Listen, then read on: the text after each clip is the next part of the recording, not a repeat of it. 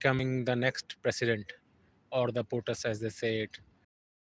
One thing is extremely clear that not only did he win more number of states, actually he has got 277 votes last when I checked, and all you needed was actually 270 to win. So it's kind of a landslide for Trump. He has also got around 52% of the vote share as well. So on both the angles, like total number of percentage of votes as well as electoral college seats, Trump has got resounding victory. Just a day, like a couple of weeks before, it was being said as a close contest, and both sides are equally strong. In fact, Kamala campaigns seems to have spent close to $1 billion more in the campaign as opposed to Trump. And now you see it was anything but a close campaign if you see the results how they have. So Trump from the very starting, since the counting started, had maintained the lead, and it remained until the end of the day actually. I mean, there are multiple, outcome of this. So one thing is that US always has its own interest ahead of anything else. So from that perspective, US will continue to follow a policy where US is the center, US benefits from it. So that's not going to change. It will remain the same. However, on the corporate front, I think we can start seeing stocks going up back again in the US. They were already going up because whenever Trump comes, excuse me, whenever Trump comes, he tends to basically slash taxes. So he'll do that for the corporates, and it's likely this time this time around he may do that at the personal income tax level as well. So we'll have to see in January what kind of laws he brings into practice. So that's one. So that should definitely strengthen the purchasing power of people, strengthen the economy, and overall excuse me, sentiment of the stock market should improve. Today is like a rather sunny day here. I'm again back in the park, but it's pretty cold. So maybe that is why I'm sneezing. So sorry about that. But back to the story. So we can expect stock rising, and then we can also see companies expanding, because if the tax rates are cut, the companies will have more opportunity to basically invest the money back. And if the personal income taxes are also reduced, this will increase the liquidity that people have and possibly spend more money. So that's something we can see. uh, I did get a message. Sena Tahir Ali, what ate you sewing? Sorry, I didn't. Where do you streaming from? Oh, I'm actually streaming directly from my mobile device on YouTube, and I didn't get the first message from Sena Tahir Ali. What at you sewing? I didn't understand. Maybe can you rephrase your question? I am German. You say Sena Tahir Ali. Welcome. User says, where are you streaming from? I'm streaming directly from my mobile device. Ishmael says, hi. Hi, Ishmael. Happy to, answer any questions if you have. But I think it is very important that world at large, in India, it's 2 a.m. Yeah, I know that it's definitely going to be 2 a.m. In India. I am in the US, as you already know. So that is why it's a morning time here. So it is very Mr. Tesla X Trump 2024. Yeah, Trump has won Mr. Tesla. So not very surprising. I mean, it's important we should know like what the Trump presidency this time around kind of brings for the overall world. So from a US perspective, I think uh, there are a couple of things that Trump may do. So he may actually, force restrictions on H-1 visas. That in turn can propel the job market here in the US. As you all know, it has been like battered. The market has been battered throughout the last plus years. And if Trump enacts a law that restricts H-1B to come into the US, then the demand for US talent can increase, and in turn, this can propel basically a more number of jobs for the existing people that are already in the US. User asks, are you also a student like my sister? Uh, I am a student of life, but I work here in the US at this point of time. But I'm definitely a student of life for sure. Um, and then, secondly, I think that could be beneficial. I think Trump may take a very strong stand against illegal immigration, so that will be helpful. Maybe he will recruit more people in the ICE, the border control kind of police that is here in the US around the border of Texas and mostly Texas, California, and things along those lines that basically adjoin Mexico. And I think by curtailing the infiltration of immigrants, US can leverage a lot of its tax dollars for people who are legally in the US, either on H-1B visa or green card, or who have already become the citizens. Essentially, you know, the media and the analytics and all the pundits who were doing exit interviews, and they were conducting all those predictions, etc., are now basically gone to the dust, because according to them it was a closed knit poll. And what became evidently clear throughout the numbers, that it was a clean sweep from the very starting. Actually, Trump at never, since the time they started counting, was ever trailing. Actually, he was. And one thing to note here is that I think he is the second Republican president who has come after a loss again, after I think Reagan, if I'm not wrong, or like maybe I think he's broken a record of, I think, last I think 40, 50 years, or maybe 100 years also. Not sure about it. Another thing is, this time even the Senate is now being run by Republicans. They have won the Senate too.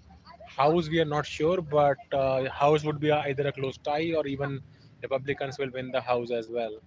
Even the number of governors also, like you have more number of Republican governors than the Democrats. So I think there is a lot of introspection that Democratic Party would have to do. But I think I do not favor any one party over the other, whether it is like Republican or Democratic. I believe both of them are like very very corrupt, and they don't work towards like really improving the lives of the common people, and working towards the working class here. Like as you can see, tech sector has been bleeding layoffs from the last 2 years, and I have not seen a single policy from the government that can change the course of action. But again, we'll have to see with Trump as to what he exactly does. I think on the geopolitical front, I think there are uh, basically a couple of things that can happen. So one, I think Trump might actually end the war with Russia and Ukraine. So he'll pull out the funding that is being diverted towards Ukraine. So I think that money can now be like pushed back into the U.S. economy. So that would be great for U.S. economy, I think. And of course, it is going to be very sad for Ukraine, because now it will basically be gobbled up by Russia. Or I think Ukraine has probably lost 15 to 20% of its territory, and Russia can easily eat it up. So that's going to be it. One thing, I think he may start funding, Israel even more to attack Iran. So that Middle East sector can heat up. Not sure whether it will happen or not, but quite possible, because Trump was seen as very pro Israelis, and he also wanted them to vote for him. So possibly this is time for him to repay back. Elon Musk was publicly like supporting Trump and invested a lot of money in that. So we can see Tesla stock going up, given that now Trump is in power, and you can see more government contracts go to Elon Musk, whether it is SpaceX or any of other of his investments. So that's something to watch for, because there is a repay back, right? Like nobody invests money just for charity sake. Mostly they all want something from it, and for sure Elon Musk will want a lot of things from Trump, as now he has become the president. Another thing is, I think uh, the relations with India are kind of tricky.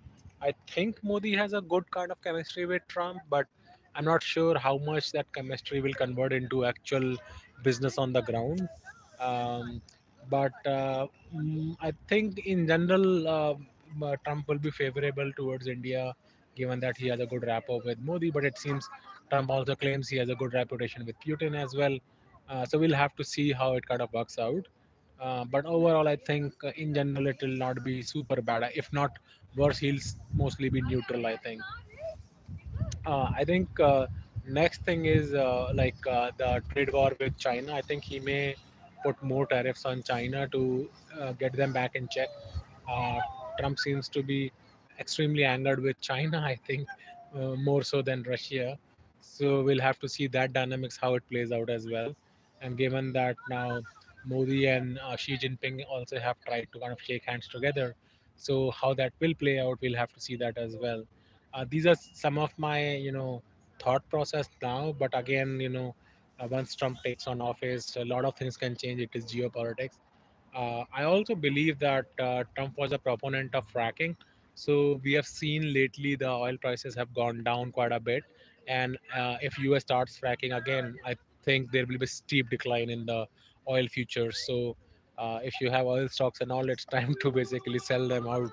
Uh, so you have to be careful, but it will be good for the economy because gas prices here in the US were very very high. I mean, in the last few months they had gone down, like in the west coast. I think now you can get gas for around $4 a gallon. I have had gas for like five and a half as well, so in one sense it is good. But I think once Trump opens up fracking again, the prices can go down further below to like under $3 also. I think that can happen. So that's something to look for. Let me read a couple of other comments. Mr. Tesla says, "Thanks, it is a clean sweep. I expect these policies in the first 100 days." Yeah, I hope so as well. Sena Tahir Ali, I am here to tell you a little bit better. Tell you, okay, you can hear me a little bit better. Thank you, Sena. User politics. Mr. Tesla is already 15% up. Yeah, no kidding here. So for sure, because Elon was so openly, supporting Trump, then this results will definitely beef up the Tesla stock. I think it will even get even more higher. I think even 15% is only at the lower end. I think it is still going to go higher when Trump gives more contracts and more favorable policies for Elon. So I think it is going to, at least for the next 4 years, Elon is set to amass huge amount of wealth. Um, then I think overall, most of the U.S. policies will still remain the same. I don't think the job losses and layoffs will basically stop because it's almost like a cat is out of the box and now nobody can curtail it. So that is going to continue to happen unless there are some artificial barriers that Trump creates, whether with respect to hiring or if he gives more incentive for R&D in the US, that can actually change the course of the existing hiring that is going on or the tech investment that is happening in the US. But it remains to be seen how this basically plays out. But overall, it's one way, it's a kind of a good thing that we had already seen Sleepy Joe, how he was performing, and it was an embarrassment. But again, Trump himself is extremely old as well. Don't think he's very strong himself. But, politics is like a dirty business. So, one way or the other, uh, the US policies will continue to go as they usually are. I think what is in store for us is we are hoping with this new change of regime, possibly the stock markets will start performing better. Maybe some employment also gets generated because of removing of the illegal immigrants. And I have even heard that they are suggesting that they may actually start cutting maybe 50% of the federal staff. That would be a great boon because that's a very big money sink, and you can't expect efficiency from government organizations. So if they can put a lot of automation in place and reduce the staff members, that would be, I think, a big boon, and that money can be flowed back into infrastructure of US. That could be very very lucrative and beneficial for the US. In the last term when Trump was here, up until 2020, I think stock market was doing very well. It was a ZERP era where you had 0% interest rates. So we'll have to see if Fed goes ahead and cuts more interest rates. So far, whatever they have cut has not really changed the game on the ground, but we'll have to see, wait and watch towards the end of this year and early next year from January as to what changes basically happen. So this is all from my side. I wish you a very very happy new year and end of year. I expect the winter season to kick in shortly, and please take care. It's a flu season here as well in the US, so get up to date with your shots, drink a lot of hot and warm fluids, uh, take good sleep, exercise, eat well, spend time with your families. As I always say, it's very important that we do that. And hopefully, we'll meet up in another conversation with another podcast. If you have any suggestions, please write to us. And as I said previously, also many people seem to ask me a lot of questions. I'll encourage all of you to at least do a basic search of some of the podcasts that already exist. Now we have close to 300 plus podcasts already on the channel. So please search for those podcasts. Some of your questions that you're asking have already been answered in those podcasts. And again, if you have hard time searching, just try to improve your information retrieval queries, like the keywords that you use, because if anyone who wants to be successful in tech or enter into tech or like get a job, then one skill that is going to be very key is ability to find information, ability to absorb knowledge. And it is important that you are able to find the free content. And as I said, I have made personally a lot of deep dives in artificial intelligence, data engineering, product management, and then economy, Indian economy, healthcare, housing, US versus Canada, US versus India. So there is ton of material that I personally have created for the benefit of all the people, as well as on YouTube. You'll find so many other podcasts as well, whichever is your favorite or whichever like pattern that you like. Please hook onto them, build your knowledge, apply them on your day-to-day life, so that you can be successful. You can upskill and reskill yourself just at the click of a button. Actually, you don't even have to pursue any like courses or things along those lines. That's the beauty of free internet that we have today. So with that, I'll take few more questions. So do you still plan on moving to India now that Trump has won? On later, it is definitely movement for America. Yeah, it is definitely a movement for America for sure. My focus is mostly for my wife's health actually, because I'm fed up with the healthcare here in the US.